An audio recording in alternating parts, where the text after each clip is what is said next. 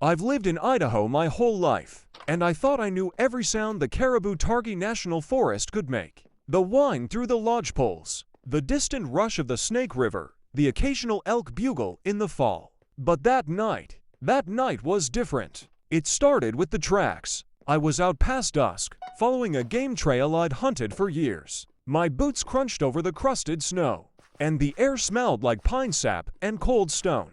Then I saw them prints, massive and deep, pressed into the snow like someone had dropped a boulder with toes. At first, I thought maybe a bear had wandered out early from hibernation. But these weren't bear tracks. They were longer, almost human, but twice the size of my own boot. I followed them. The forest grew quieter the deeper I went. Even the chickadees had gone silent. My breath came out in clouds, and every step felt like I was trespassing somewhere I shouldn't be. The prince led me to a clearing I'd never noticed before, ringed with old-growth firs. That's when I saw him. He was standing at the far edge, half-shadowed, half-lit by the moon.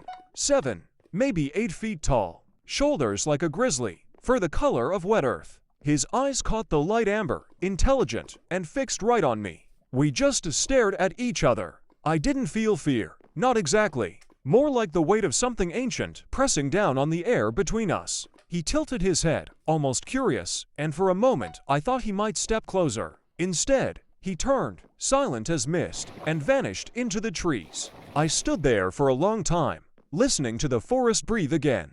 When I finally made it back to my truck, I realized my hands were shaking.